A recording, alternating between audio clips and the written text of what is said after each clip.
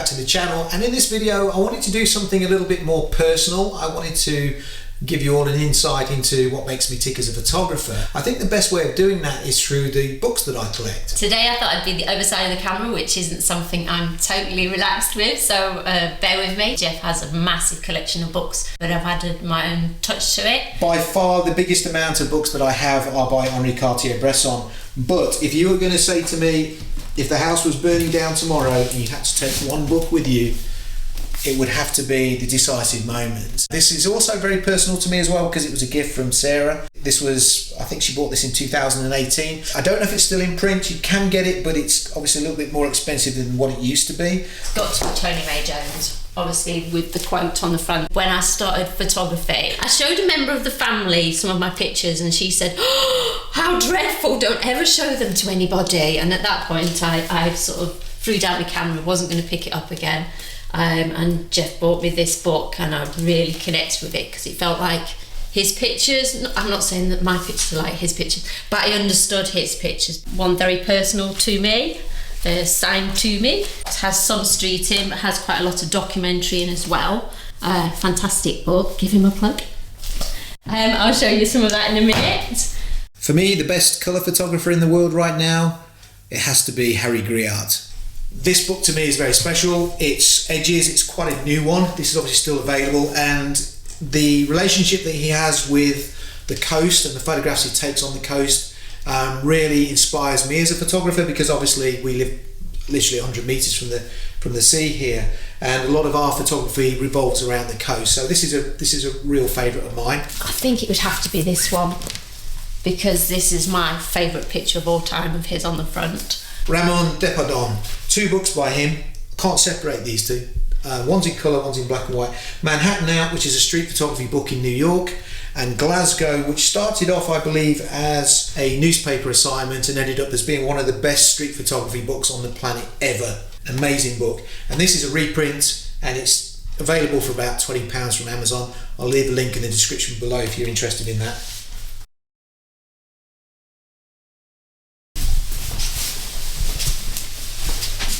See you later then. Bye. Leave me to do the video. Bye. See you later.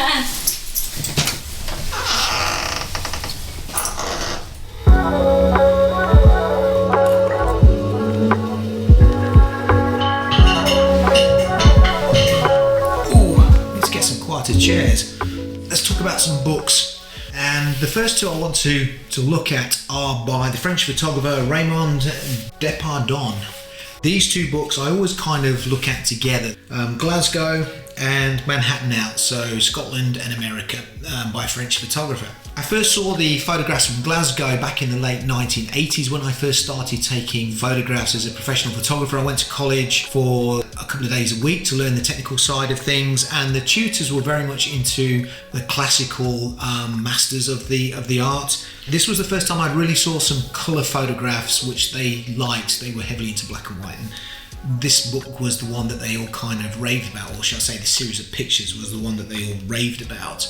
All I wanted to show really in this book itself is a couple of pictures which I just think are something else. The opening photograph in the book, I don't know if you can pick this up on camera, a little kid pushing another little kid in a pushchair outside of Glasgow with the sky and everything. Just a beautiful photograph. Depardon seems to have this fantastic way of putting people into an environment, usually with a wide angle lens. Here, for example, it's basically a monochromatic image, and then we've got these 2 little figures with the lady there's got a blue bag, and then the only real colours in the picture are the blues and the yellows, which obviously are complementary colours. And the same on this side here, the yellow of the hair complementing the blue signs in the same street with the same monochromatic buildings. It's just phenomenal photography, and I would highly recommend everybody get this book. It's 20 quid on Amazon. I'll leave a link in the description below, but it's 20 quid. Probably the best 20 quid you'll ever spend. So for me, the sister book is Manhattan Out, and in this one, he basically took a 21mm lens to the streets of New York and just shot everything from the hip. He is literally reacting to what he sees and using pure instinct and experience as a photographer to get the photographs. To see a book like this is absolutely inspirational as far as I'm concerned. And yeah, that's one of my favourites. Colour photography. I haven't got a lot of colour books here. We have about 300 books in our library here, and I think less than 20 are colour books. It's just my own personal thing. I love black and white, and I always will love black and white. But there was a photographer that I came across many years ago that almost converted me to the dark side. To me, Henri Gruyaert is the best colour photographer on the planet, bar none. His work is mesmerising. His images look like paintings.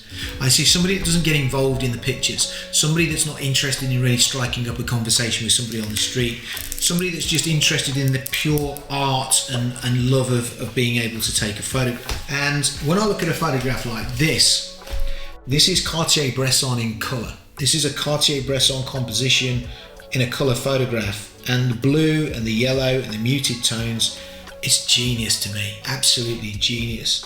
Just go and get this book. You can still get this book. This book's not expensive. I got it last Christmas, and this one is by far my favourite. So let's come to probably the most important photographer in my life, my career.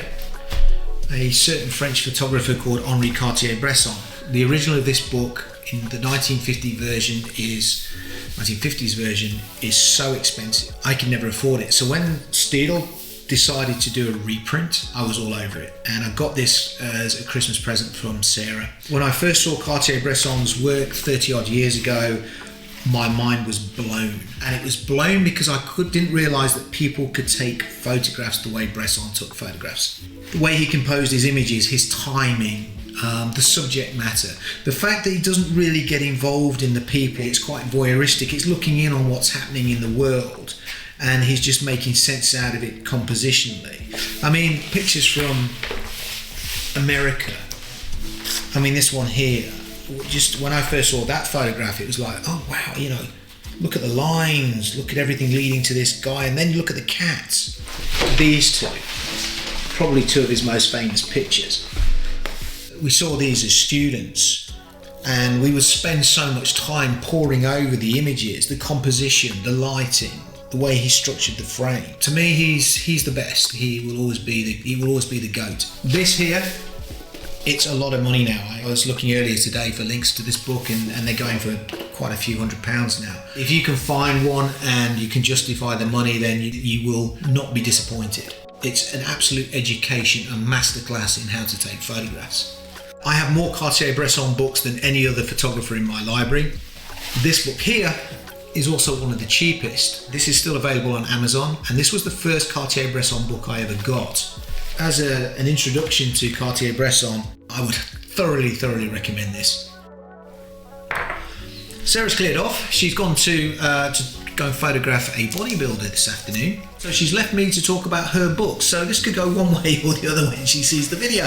She might suddenly decide that I've got it all wrong, and we'll have to reshoot it. Because she's not here, I can talk about her, which is kind of nice. When Sarah first became a photographer, she started life off as a second photographer for me at weddings. She got frustrated very quickly. Somebody in our family once said to her, whatever you do, don't show anybody your photographs. It took her back a little bit, made her think, is what I'm doing the right thing? Is it what I should be doing? You know, should I just become a wedding photographer and take, you know, the usual sort of basic, banal wedding photographs that everybody takes? She found herself being in this kind of flux at a really early part of her career. And then there was an exhibition, and it was Martin Parr and it was Tony Ray Jones.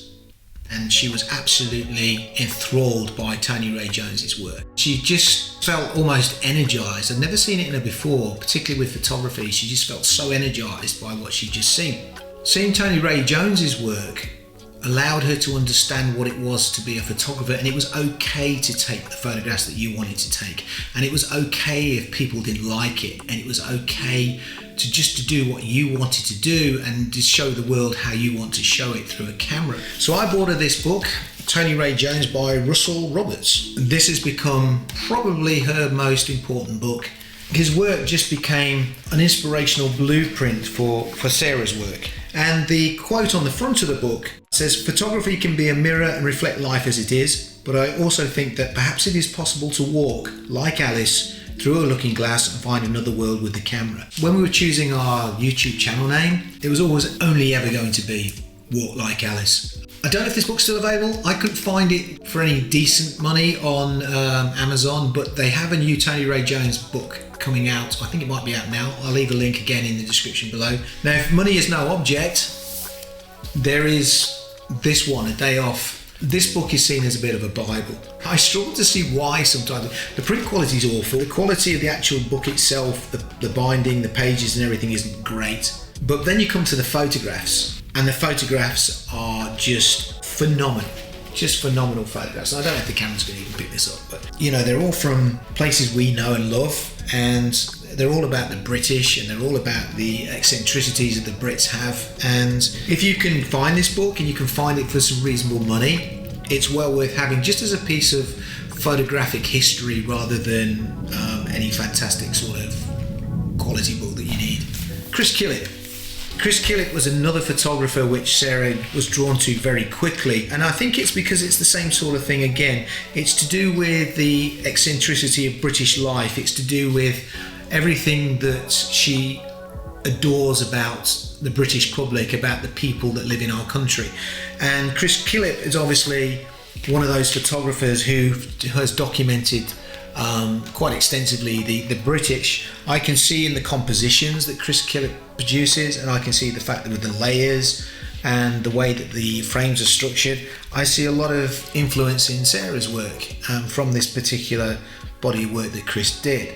So this is one of those books which Sarah is heavily into. She could have chosen any one from about half a dozen Chris Killip books to actually choose, but yeah, massive influence. And there's a new Chris Killip collection that's just been produced, and that book is available on Amazon, and I'll link to that one in the description below too. Homer Sykes, My British Archive, another fantastic documentarian of the English way of life. Very much in a similar sort of vein to Tony Ray Jones and Chris Killip to a certain extent, and Martin Parr, but I think he's one of the most underrated photographers this country has produced. I think Sarah was drawn to this because she understands this type of work so well. She's happiest when she's out recording the great British public, which is what she's doing this lunchtime. This was in a bookshop in Oxford. The bookshop was on 2 floors, and I was downstairs looking at some books, and I hadn't seen her for about 20 minutes. I walked upstairs and I eventually found her sitting in a corner with a copy of this, and she must be there for 15-20 minutes looking at this book, and it was getting to the point where I think, well, we're going to have to buy this book in a minute because she's thumbing through all these pages of this book. So I wrote to Homer Sykes. I asked him if I could have a signed copy, and he very graciously signed it in the front. He said, "For Sarah, with very best wishes from a fellow photographer." That meant everything to him, because at the time, and we all do it when we're new photographers, where do you get to the point where you can class yourself as a photographer? And I'd sent Homer some work that she'd done, and that's what he wrote, and that was a really fantastic thing to actually see. I hope I did that all right for Sarah, otherwise I'm going to have a late night of editing otherwise, and probably have to redo it all again. But I hope you enjoyed that. Let me know in the comments below which are your favourite books, and we'll see you on the next video. Cheers.